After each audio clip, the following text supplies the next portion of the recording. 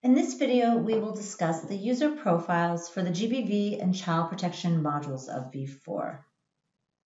The objectives of this video are for you to understand the difference between user profiles in the other modules of V4, such as registration or resettlement or RSD, and those in the child protection and GBV modules, as well as to provide an overview of the security model for the child protection and GBV modules, which is different than the rest of V4, and then to review the user profiles available for child protection and GBV users. This video should be watched in conjunction with the video on user management, as the user profiles, which will be described in this video, will then be explained how to apply them in the user management video. To start with, we'll look at the security model and the user profiles and the difference between those in the general V4 setup versus the specific modules for child protection and GBV. So in general, access to V4 is team-based and role-based. What this means is that you would be assigned access to modules based upon the team within which you work. So if I work within the registration team, I would have access to the registration module, or if I work in the RSD team, I would have registration to a bit of the registration module as well as the RSD module. In addition to that access to the general modules, then based upon what my position is, my role, and then the depth of information that I am able to access in those modules will be determined.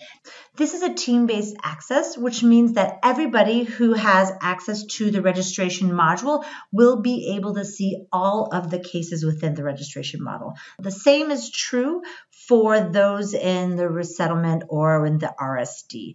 Now, the amount of information that is available would be determined by your role, and generic profiles are given for the different levels. So if you have level 1 access, meaning any positions that fall within level 1, you would be able to see the least amount of information, but you would be able to see that information in all of the files. Whereas if you had the highest level of access, then you would be able to see all of the information in all of those files within that module. So this is why we talk about team-based or role-based access for the general V4 modules. Now, if you do not have access to, or if you are just accessing V4 as someone who does not have access to the GBV or child protection module, then there are still some ways that GBV and child protection is visible outside of the GBV and child protection modules. We've tried to limit it to ensure that we maintain need to know, but the GBV and child protection SPN, if used, and in most cases we do not recommend this, would be visible, but only to the highest level of access to the SPN module or entity. So this would not be to all users. As we just talked about the role-based, there are a very limited number of users that would be able to use this. And this is important because we should not be using the SPNs for searching for vulnerability criteria. This really, especially for GBV, this is not the purpose of that. So that's why we don't encourage the usage of that as an SPN in general. Additionally, beyond the SPN, cases are not visible unless the individual has access privileges to the module and the case. Thus, if you are a user of the registration module or a registration officer and you don't have access to the GBV or child protection module, if you were to click on a case for an individual who has a GBV case, you would not see anything linked to that case that would indicate GBV or child protection unless you both had access to the GBV module or child protection module and you also had access to that individual case. So really the visibility of GBV and child protection cases are not visible outside of the GBV and child protection modules. Additionally, if you were to send a referral to the GBV team, or if a referral was to be sent from the GBV or child protection team, these referrals are protected to only be seen by the sender and the receiver. So those who need to receive the referral and to act upon it will be able to see it and to be able to follow up on it, and that it would not be visible in the referral audit log to all users of proGres. Now, there is an asterisk by this because it's important to note that in most units, it is team-based. So if the referrals are sent to a team, then anybody who has access to that referral function would be able to see that referral within the team. Now, as we mentioned, this is very different than the security for the GBV and child protection modules.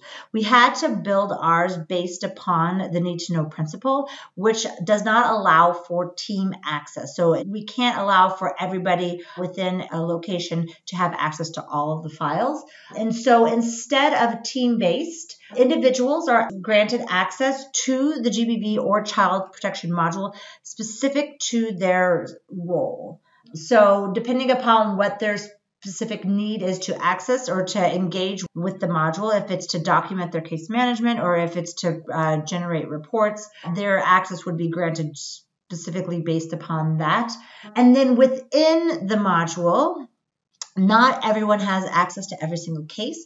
It is owner-based access, meaning the individuals responsible for the case management are the only ones who have access to their cases. So if I am a caseworker working on a case, I am the owner of that case and I am the only one who can then see that case. Now, specific to the child protection and GBV modules, and we will discuss this in more detail, these modules can be configured to allow for supervision, meaning that if I was that caseworker, my supervisor could be able to see my cases to supervise my work and to help give me feedback on that. And that is unique as well to the GBV and child protection modules. On this slide, we will review the different types of user profiles that are available for child protection and GBV.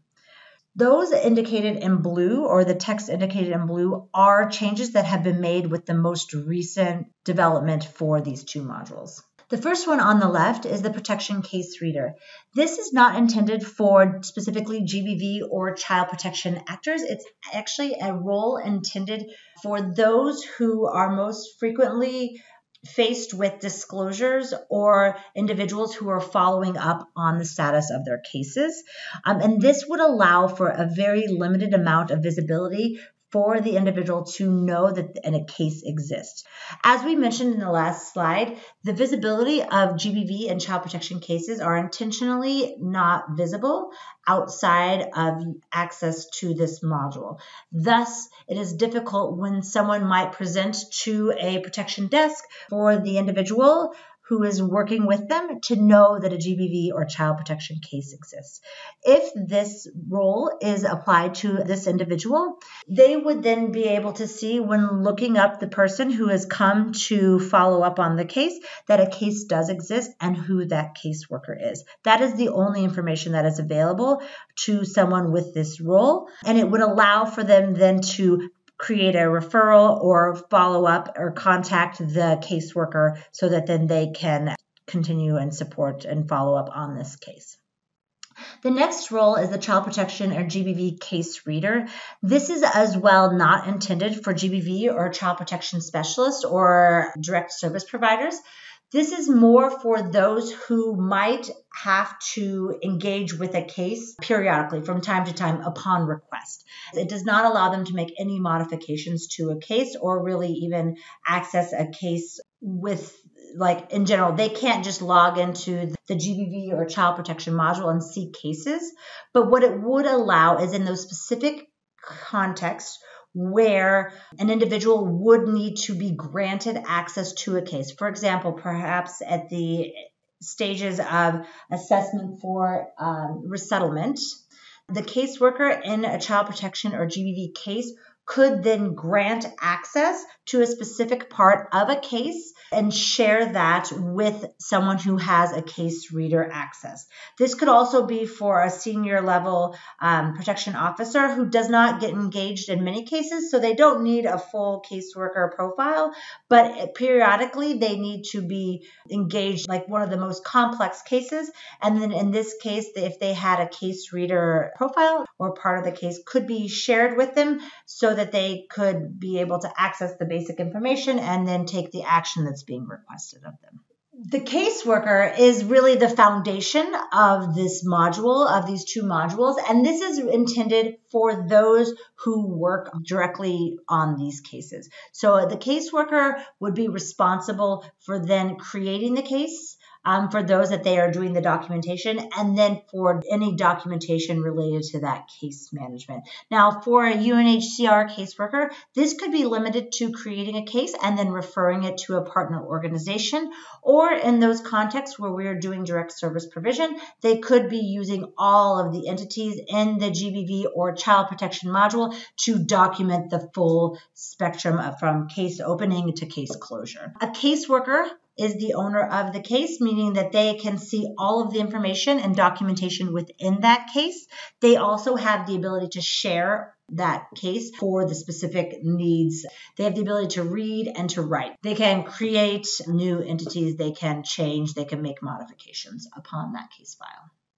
The case manager is a similar profile. They have all of the functionality of a caseworker. So if they were to create a case and they were then to be providing case management to an individual, they would be able to make the necessary changes and they would be the owner of that case. But in addition to that caseworker functionality within this, a case manager has the ability to then also see the cases of those caseworkers that they supervise. So this allows them to provide any additional notes, follow-up recommendations, basically to provide feedback and to oversee the casework of the caseworker and to provide any sign-off depending upon the process that is necessary in the case management process.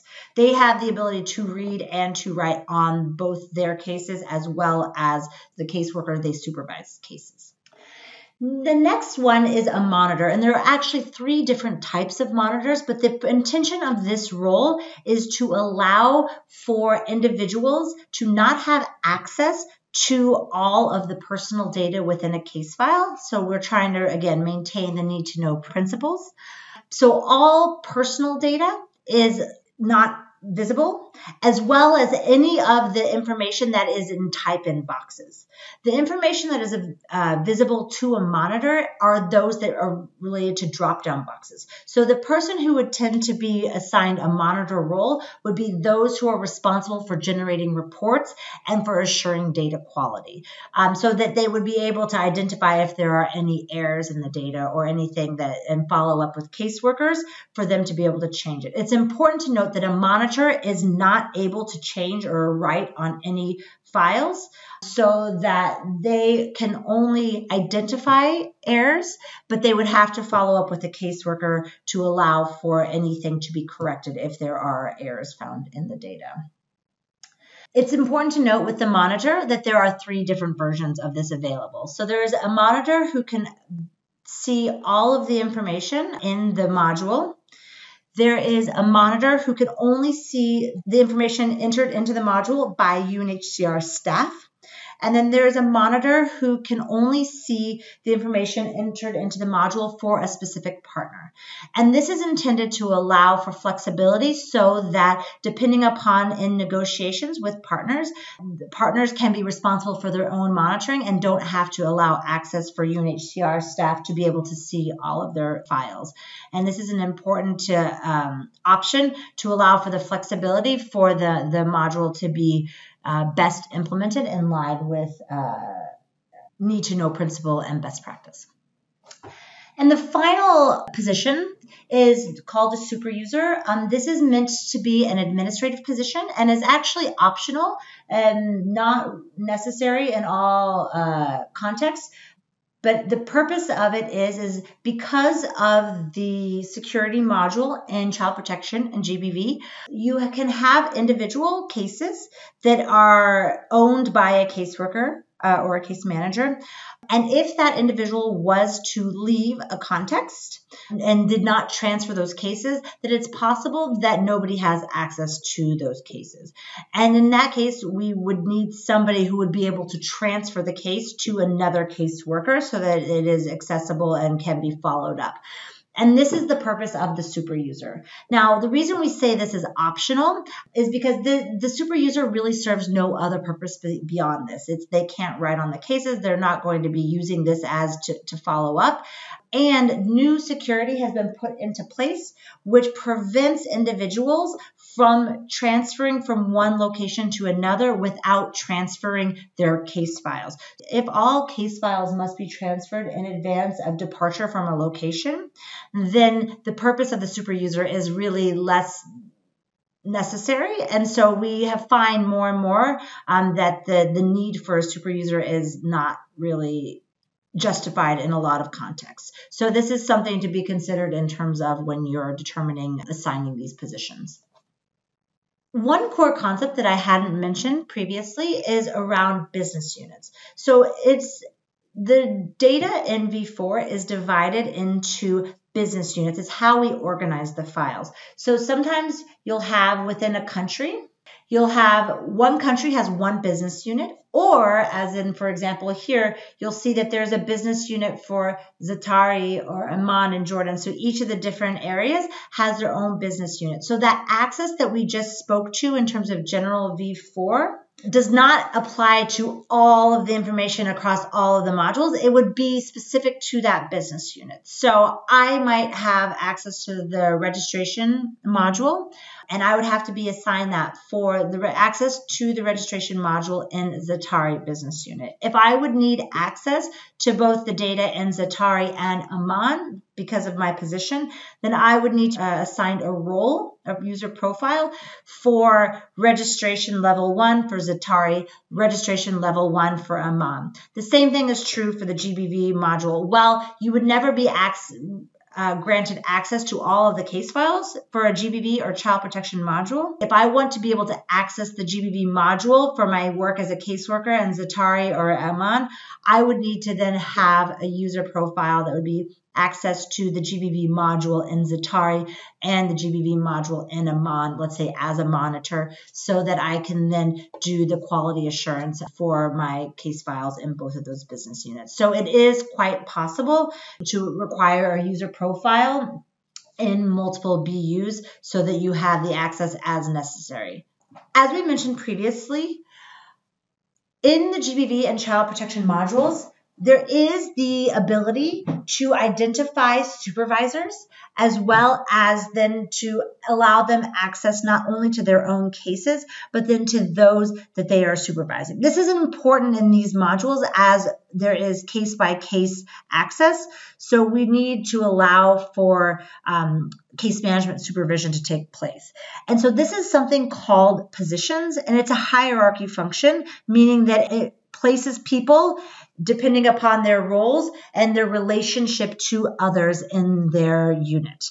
So this means that for each user, you need to define not only what their role is, but also what their location is. So the system can place them in their position and in their location. So this is what creates a position. So for this picture, you'll notice that we're in the Nairobi office, and there's a case manager and caseworker 1 and caseworker 2. So when we create someone's position, we would not just say case manager, but we would need to know this is the case manager in Nairobi, or this is a caseworker in Nairobi. And this would then allow us to then place them in the hierarchy, which would then allow for the appropriate access to the case files and their appropriate relationship to the other user profiles assigned. So an example of what this can look like in terms of these positions, this is a business unit. And so in terms of access, a super user, a protection case reader, and a monitor, none of these are positional. These don't depend upon the individual access. These do not depend upon your role within a supervision or supervisee. These are more like the general V4 roles, which is allowing you to have access to all of the cases to different degrees within that business unit. Now, within this, we have, because that can be sometimes an issue for our partners, and it should be implemented differently depending upon our specific role within the case management. We can also have as we said, roles that just are specific to, we can create units within, so UNHCR and partner units that allow for then a more need-to-know access to the individual files. So what we have usually in terms of a layout for the child protection or the GBV modules is that you would have assigned caseworkers who would be UNHCR staff, who would then report to a case manager, who would be their supervisor. So each of these caseworkers would be able to see their own individual case files, and their case manager would be able to create their own files as well, but also be able to see their caseworkers they supervise so that they can provide feedback. A GBV case reader does not have access to any file, so they could log into the GBV module and they would see nothing.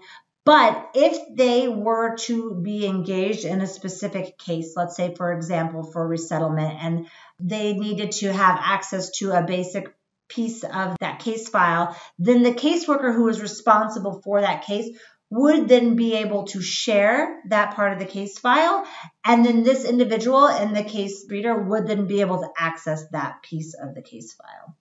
A UNHCR only monitor would be able to then go and see all of the cases in this business unit, in this module, to do quality assurance and to generate reports.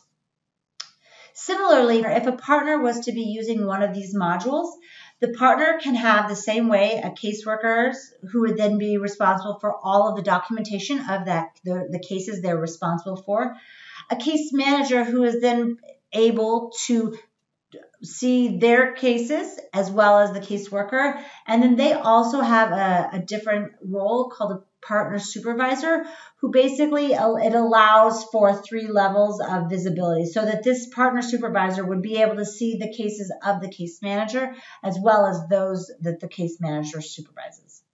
A partner monitor would allow for the partner monitor to be able to see, again, similar to our UNHCR monitor or the other monitor, only the drop-down menu-based data for the GBV or child protection module to allow for quality assurance. So if the partner would like to do their own QA, quality assurance, then you would assign a UNHCR only monitor for our team and a partner monitor for their team, and then that would allow to ensure that all of the data within the business unit for these modules would be quality assured.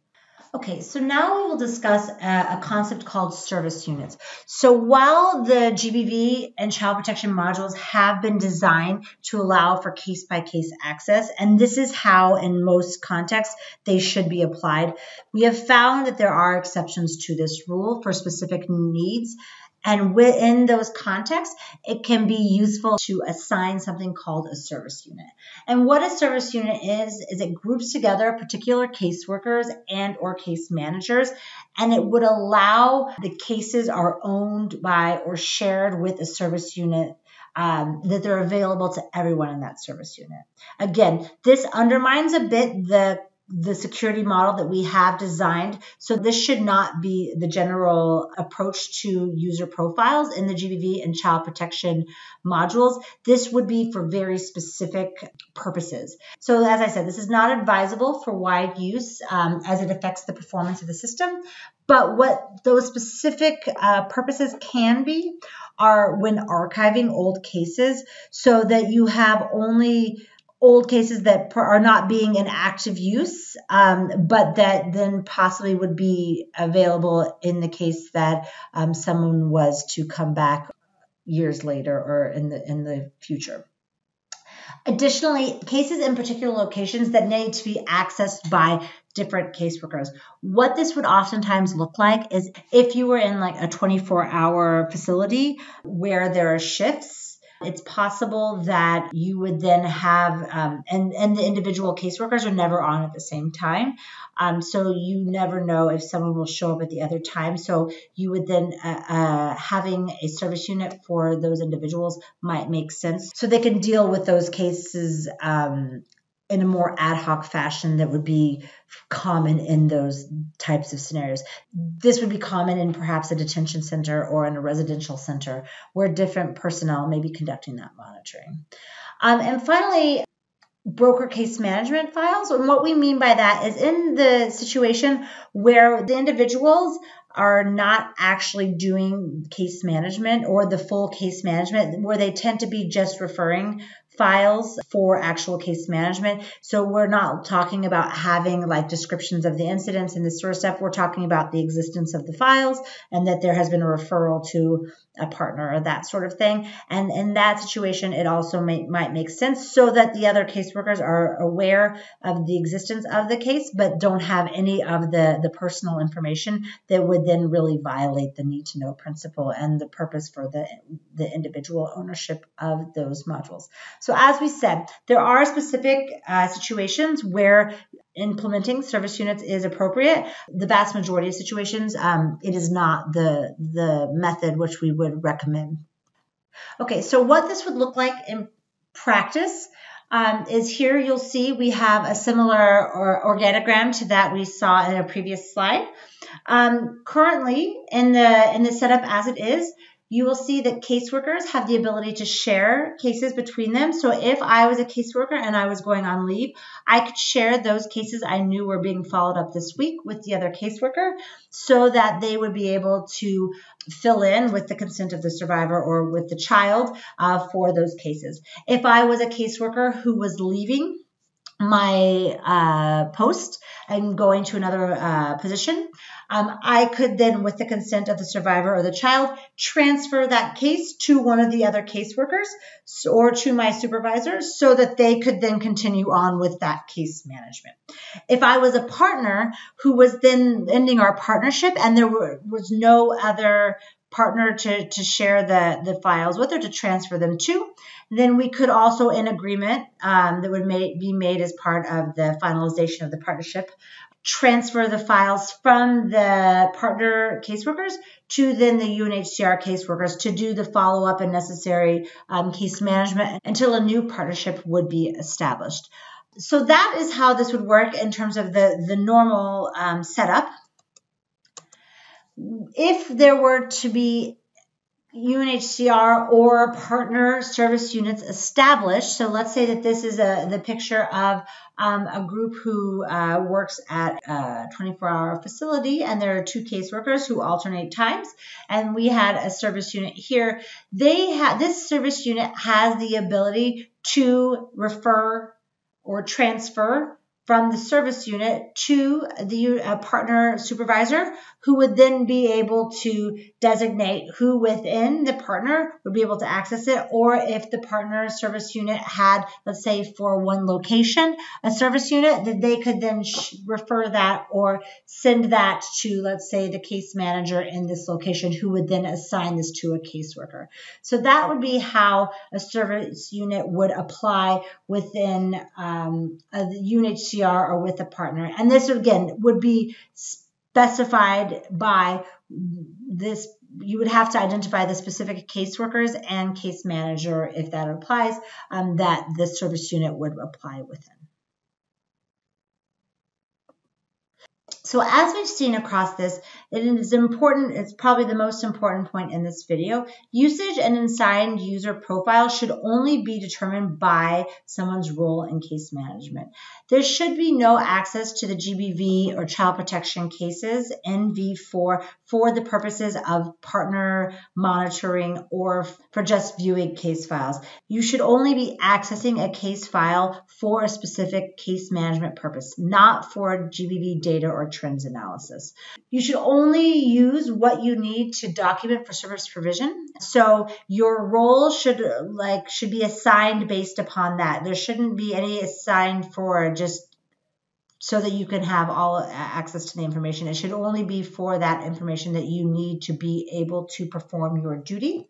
We have spent a lot of time expanding the number of profiles to allow for flexibility in the configuration of these. Thus, it's really important, especially if you are looking to implement V4 with a partner, that the Designation and the assignment of profiles is something that should be negotiated with partners. The use of super user, the use of monitors are not mandatory, and they should be determined in a joint negotiation, as well as the usage of service units or any other access to case files.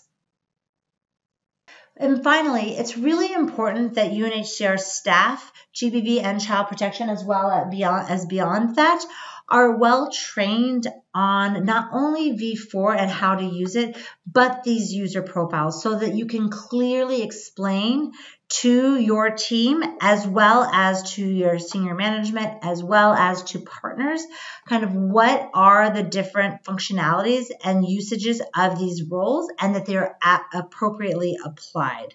This is key to having the information that you need and are supposed to access, and preventing unnecessary access to sensitive GBV and child protection information. For more information on how to apply these user profiles, please see the next video on user management.